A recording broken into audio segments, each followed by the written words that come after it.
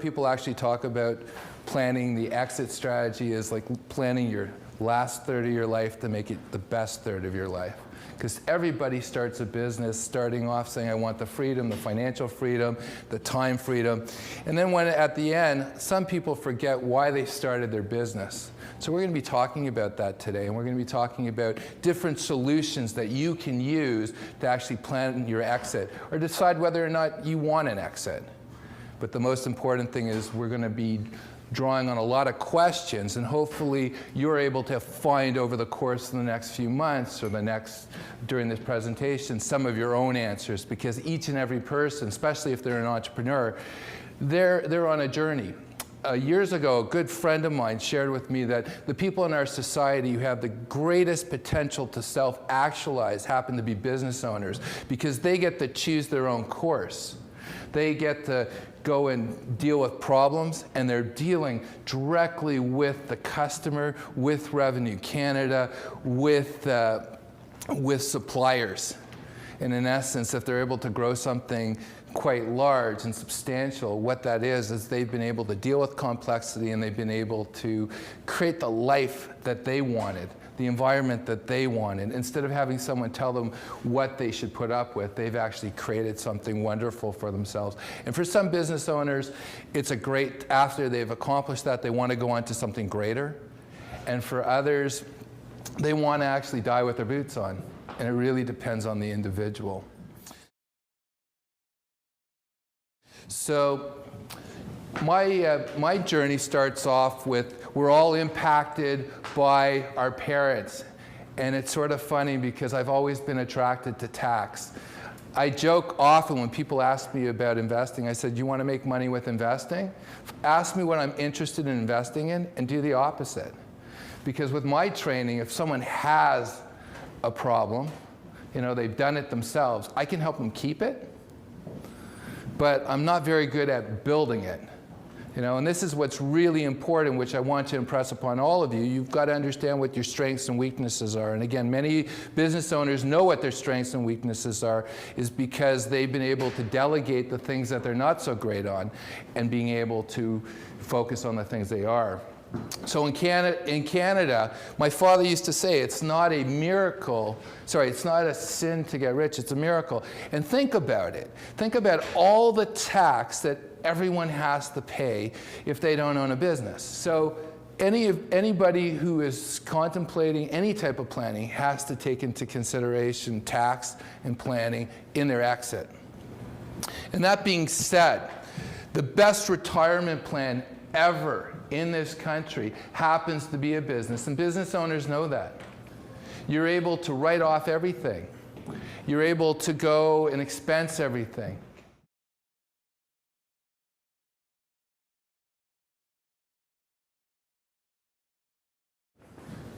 And this is the reason why it's the best thing as a retirement plan. You earn.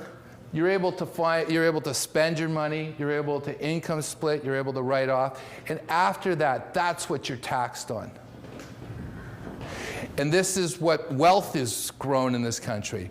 Most people who have wealth in this country have businesses. And why? Is because the government knows very simply that money has one rule. It goes where it can make more money. And in Canada, if we didn't have such a great tax system when it came to the small business, we would not have that engine, because most businesses in Canada have less than 5 people. And the government encourages, and we have one of the greatest tax systems for small businesses. We all know that anything that you earn on the first $500,000 in your business, that's after you've got to legitimately write off everything, the tax rates are dropping down to about 15.5 corporate. That's low. That's lower than the United States, and we all think about the United States being a great place. Canada is a great place to have a business. So what I'd like to talk about is, how do you know that it's time for you to plan your exit? Because that's so important when you know it's time to go. So basically, there's 5 key indicators that each business owner should ask themselves. Should ask themselves if it's time. 1, age. When I was young, well, a lot of people say I'm still young. When people are young, they feel they can take on the world. And then as they get older, they realize the world was here before they were. So usually around age 50 to 65, a lot of people feel that, I've achieved my goals, or maybe my goals have changed. I want to enjoy things. I speak to many business owners who share with me that they never traveled when they were young. They never really enjoyed their kids as much as they would have liked. They never sat down and just enjoyed a sunset because they were always thinking about building, growing, the responsibilities they had. And now what they like to do is step back from their lives and just enjoy what they've created. Number 2, fatigue. I'm just tired doing the same thing that I've always done.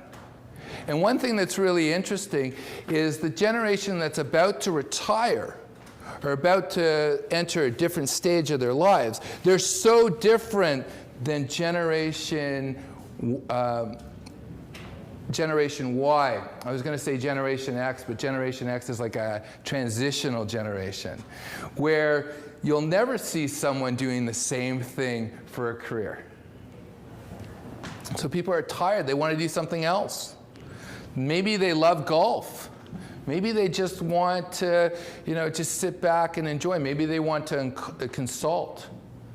So fatigue. They don't want to make widgets anymore, or door frames, or windows, or run franchises. So they're just tired. Money. They've got enough money. That is, they realize, why did I do whatever I did? I didn't do it just to, just to make these things. I wanted to provide the freedom for myself and my family. And I have the money now. And that might be an indication for them that they can leave. The future doesn't look so great for the industry. And I'm thinking about today. We happen to be in Toronto doing this presentation. And this used to be called the schmutta industry. The schmutta, the clothes manufacturing. All these buildings in this area, they used to manufacture clothing. Well, we all know that clothing manufacturing is no longer happening in Canada. We're focusing on our brain power and that type of industry. So the future might not look so great. So maybe I should get out when the going is good and pass on my business and the potential challenges of my business to someone who's got the energy to navigate it. And partners. Maybe I don't like the people I'm working with anymore. Maybe I want a change of, scenario, and I just don't want to do it anymore. When people are young, a lot of times they partner up with people who have different strengths than them, and maybe it's tiring. I know a lot of partners who work with each other day in, day out. They spend so much time, but they have no social interaction with each other, because when they leave the office, they say, you go your way, I go my way. And maybe they forget that they were friends once and they want to become friends again, and the only way to do that is to leave. So those are the drivers of people deciding that they might want to leave what they're currently doing in their business.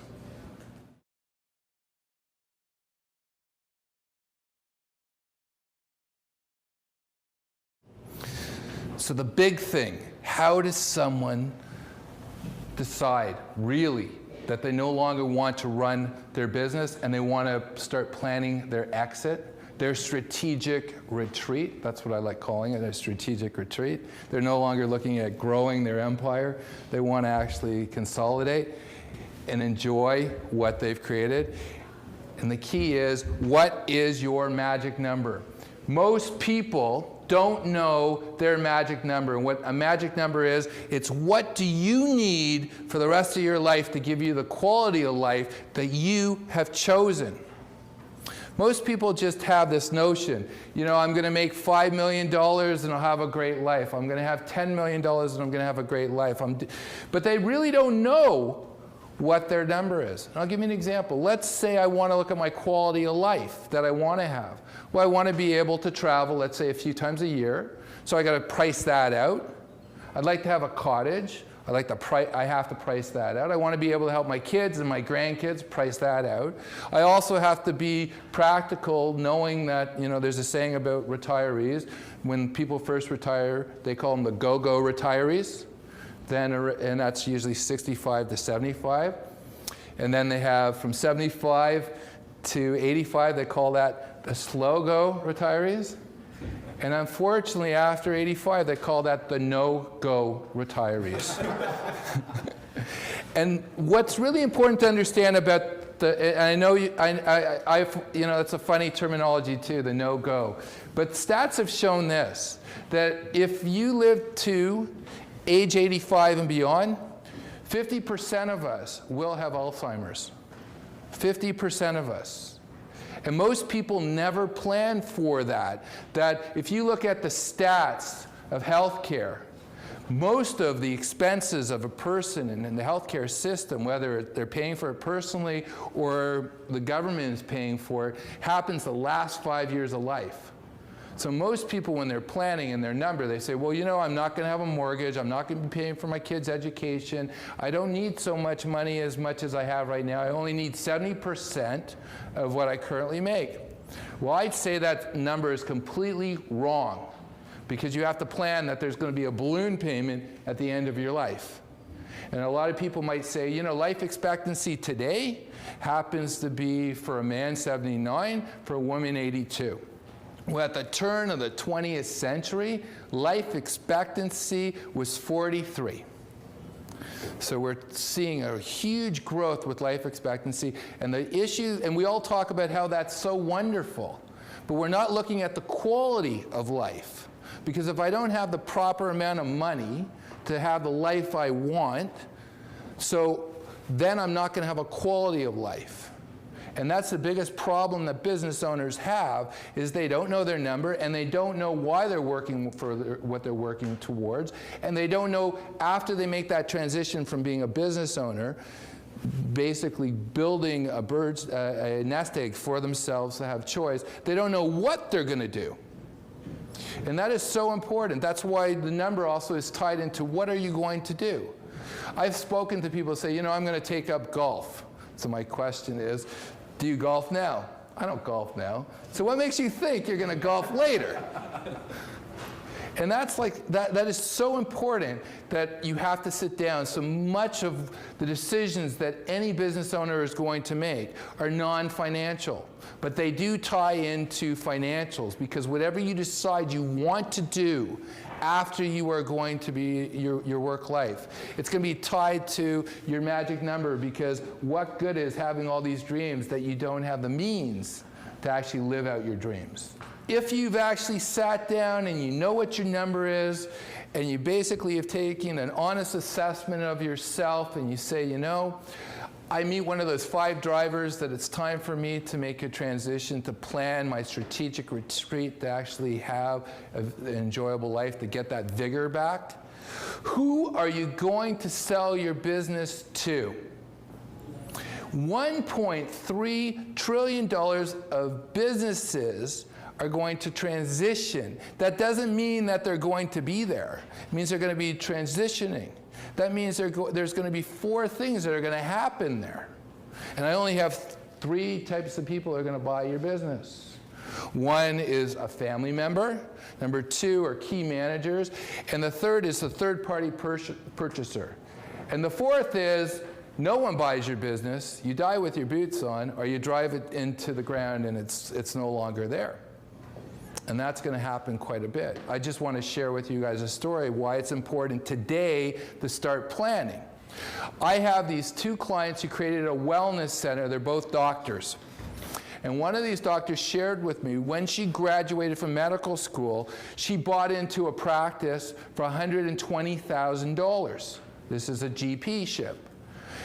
And she wanted to get out of that and create a wellness center. So 12 years later, she had to pay a physician to take over her practice.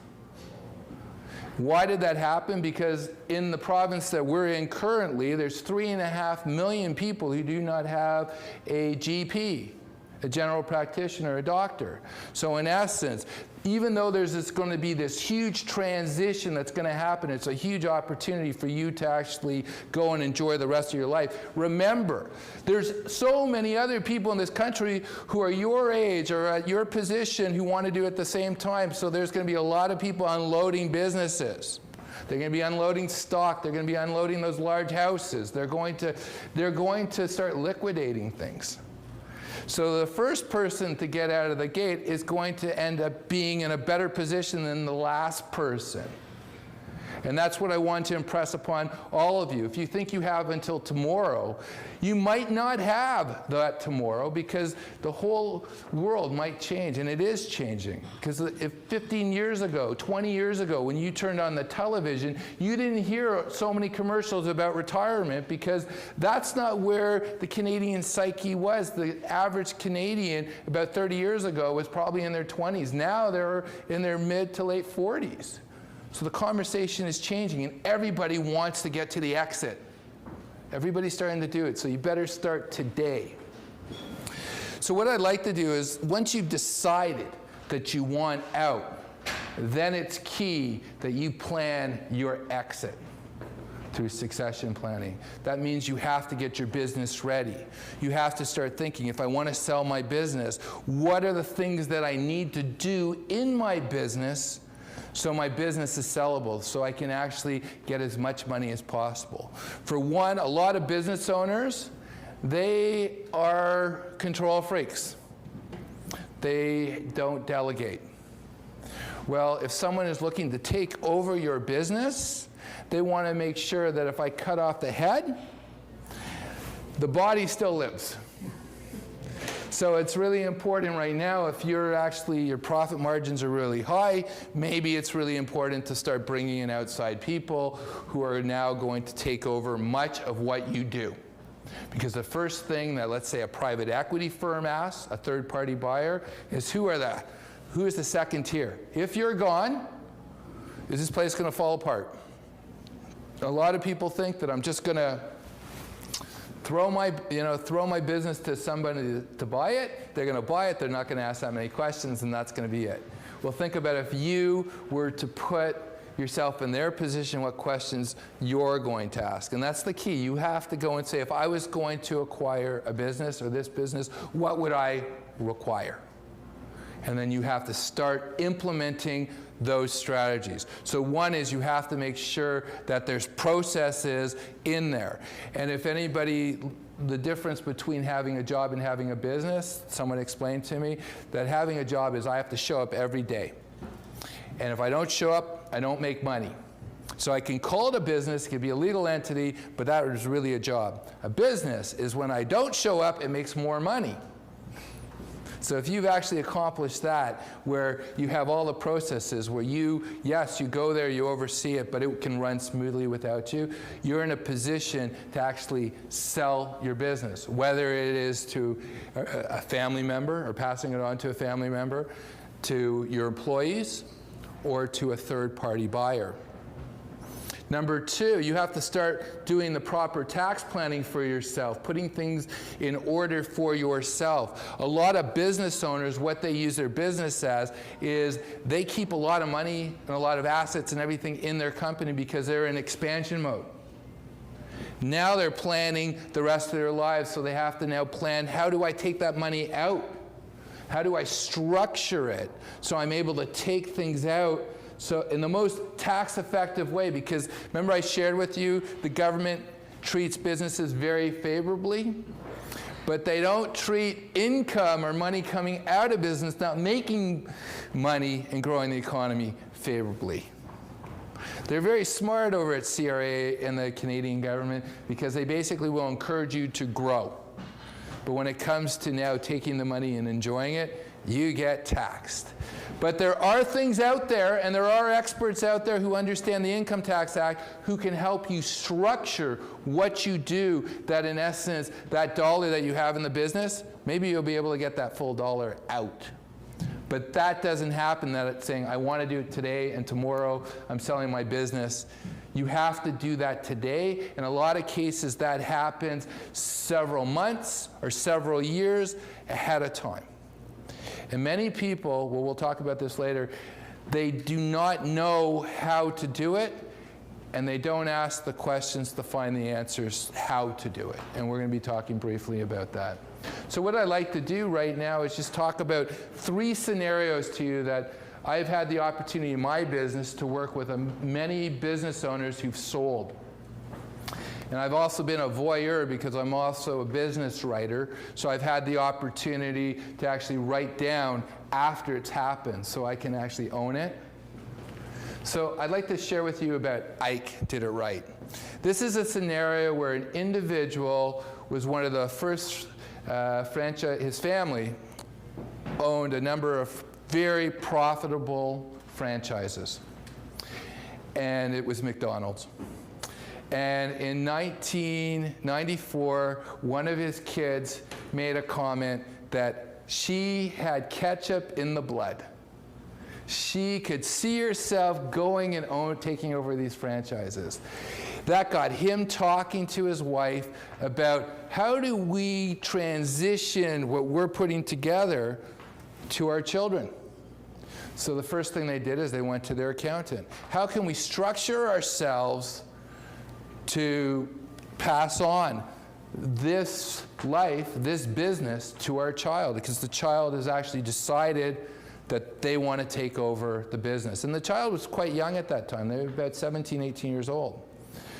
So what happened is they went to McDonald's and they found out what they needed, because McDonald's will not just give a franchise over to a child. It's different than many other businesses where I can just pass it to a child.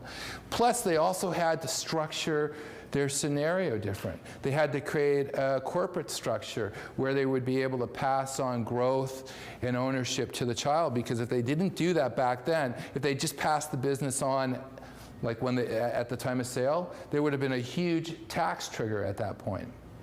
So they created a family trust, they created a holding company, they created pension plans for themselves, corporately owned insurance policies so that they were able to shelter money so they could take it out legally.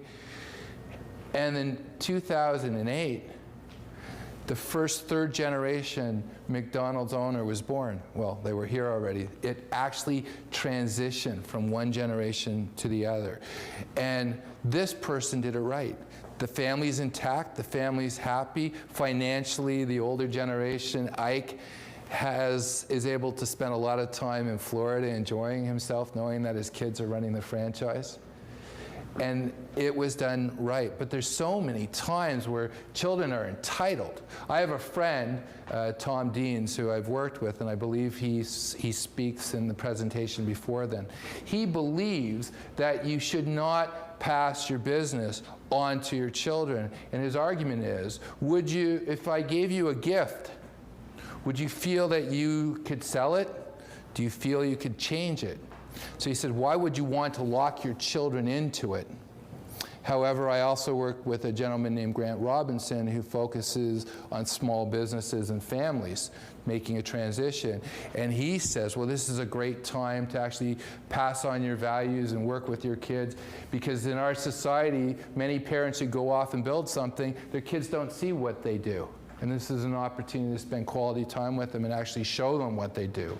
But this is an individual decision. But whatever decision that a business owner decides, whether they're going to sell to an employee, sell it to their children, or pass it to their children, or sell it to a third party, you have to do the tax planning, because it's the same across the board. It's just a different buyer. But Ike did it right, because Ike had the discussions with his children, had the discussions with the proper advisors, and he also implemented over a long period of time. It was not something that he decided to do today. I want out and I want to give it to my kids, and he did it tomorrow. And unfortunately, many people don't plan. I was speaking to the public trustee, and they receive people who die interstate, people without wills, $40, $50 million estates. And you know why that happens? Because the business owner decides that they don't want to deal with those issues. So someone has to deal with those issues. And it's so satisfying when you actually deal with it and put it behind you. The second scenario is Mike and Joan make their employees happy campers. The second option in selling your business is selling it to key employees. And this might be something that many people do because they might have a very specialized business, you know, and they care about their employees, they care about the longevity of the business. Your kids have decided that they don't want to be in the business. They did you proud. They became doctors, lawyers, accountants, dentists, and they don't want to be in the business, or they've moved away. But you've got some key employees who want to actually join your business. And there's a number of things that you can structure. You can do employee profit sharing plans. You can do RCAs, retirement compensation arrangements. You can structure it that their compensation is actually going towards buying your business. It's very key to, you know, planning and having conversations with people and finding out what their expectations is. Because if you don't have real, honest, frank discussions with the people around you, there could be problems. Because people can look at a family business, your key employees, and say, you know, I'm going to be stunted in this business because I can never run this business because he's got a daughter and a son who are just going to come in and take over the business. And having these discussions where you give someone the opportunity to grow and eventually take over, that's very powerful to actually energizing your business and making it more worthwhile. Now, with the two scenarios that I shared with regarding Mike and Joan, and also Ike, there's one issue about selling it to a family member and employee. What happens after you sell it? Things don't go right. A lot of business owners want to sell their business because they just want to wash their hands and they want nothing to do with the business anymore. But by selling it to someone you know, you get pulled into it. Could you imagine buying a car off of your sister and it breaks down as soon as you take it out of the lot? Could you imagine what you would go through?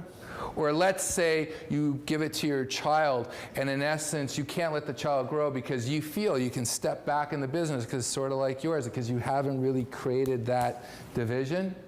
I had a client who worked with his father. His father was down in Florida, had a heart attack, came up to Toronto, 75 years old, has a triple bypass. 2 weeks after he had his triple bypass surgery, he kept on going to the office. The office was on the second floor. He would get himself up to the second floor, and his son would say to me, he said, look at this. He's going to die in front of everybody here. Because he just couldn't let go. He shared with me that when his father would go down to Florida for a few months, the business was humming. But there was no way that he was going to be able to run this business and have his father, you know, live, because his father was going to kill himself going to the business. So what he did is he decided to sell his business to a third party. And this scenario I call Richard sells it and goes on with the rest of his life. He decided the only way to leave, to have nothing to do with the business, was to sell it to someone else. And this is something that all of you have to think about, because if you're going to sell to a third party is going to be more objective. You can go and say, well, you know, I write this off and I write that off and I do this and I do that. No, they're going to want accounting practices. They're going to want valuations. So in essence, maybe a good place for all of you to start is to get valuations on your businesses, find out what your business is really worth. Because there are private equity firms throughout the world right now. There's about $5 trillion worth of private equity firms that are scouring the planet for opportunity, for companies that are profitable, that are in industries that they're interested in, that they want to buy and acquire because they basically could go and enter, let's say, the Canadian market. Do you guys remember FIRA? I sort of remember FIRA when I was really young, the Financial Investment Review Agency that Pierre Trudeau brought into this country. And then Brian Mulroney got rid of and created Investment Canada. Basically he said Canada is open for business. Well, since that agency was created in 1984, $600 billion worth of Canadian businesses have been sold to foreigners. And in the last 2 years, over $170 billion worth of Canadian businesses have been sold to foreigners. People are going to want to look at it, and most likely they're not going to be local, and they're going to want to enter the Canadian. Everyone's looking at Canada as being a very great economy. We stewarded ourselves very well during the last recession. And the world is looking towards us, and they want to buy, and they're coming here to actually buy our businesses. But they're also looking at financials, and they're looking at structuring. And if I package my business that it's ready to sell, I've done everything right. I've done the proper tax planning. I've built the second tier of management. I've got everything in order, and someone comes and looks at my business, and it's easy to understand, they'll pay you top dollar. If they don't understand it, you know what they're going to try to do? They're going to try to rob you. If you have a heart attack, or God forbid something terrible happens, people are going to try to take advantage of you because you're going to have a fire sale.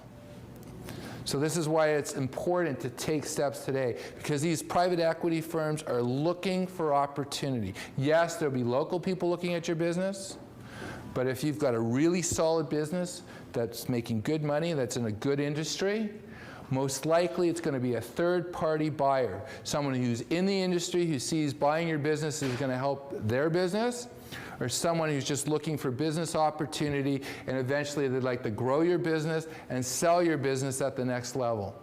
I have a client who shared with, he's got a great business. It earns about $4.5 million a year, and it's great. He says he doesn't have the energy anymore to bring it to the next level.